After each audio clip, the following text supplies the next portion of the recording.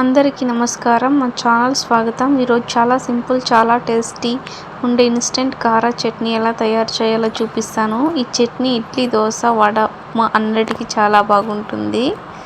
Super అయితే వారేవా అనాల్సిందే ఎవరైనా కానీ. ఇది తిన్నాక లేట్ చేయకుండా వీడియోలోకి వెళ్ళిపోదాం. ఆయిల్ వేసి దాంట్లోకి వెల్లుల్లిలు 5 వెల్లుల్లిలు, 5 ఎండుమిరపకాయలు, ఒక టమాటో ముక్కలు, ఉల్లిపాయ ముక్కలు, చింతపండు ముక్క, తగినంత ఉప్పు అంతా వేసుకుంటూ మనము కలుపుకొని 5 మినిట్స్ లో ఫ్లేమ్లో పెట్టి ఉడికించుకోవాలన్నమాట.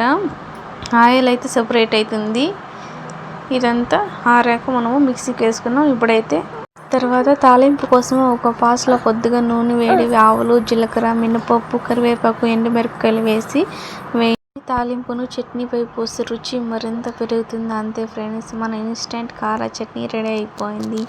చాలా తక్కువ సమయంలో చాలా తక్కువ పదార్థాలు ఈ చట్నీ తయారవుతుంది. ఉదయం బ్రేక్ఫాస్ట్కి ఇది ఒక కాంబినేషన్. మీరు కూడా ఒకసారి ట్రై చేసి ఎలా వచ్చిందో కామెంట్ చేయండి.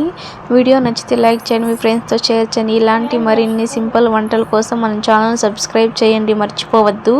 చూసినందుకు ధన్యవాదాలు. మళ్ళీ ఇంకో కొత్త వీడియోలో కలుద్దాం. బాయ్.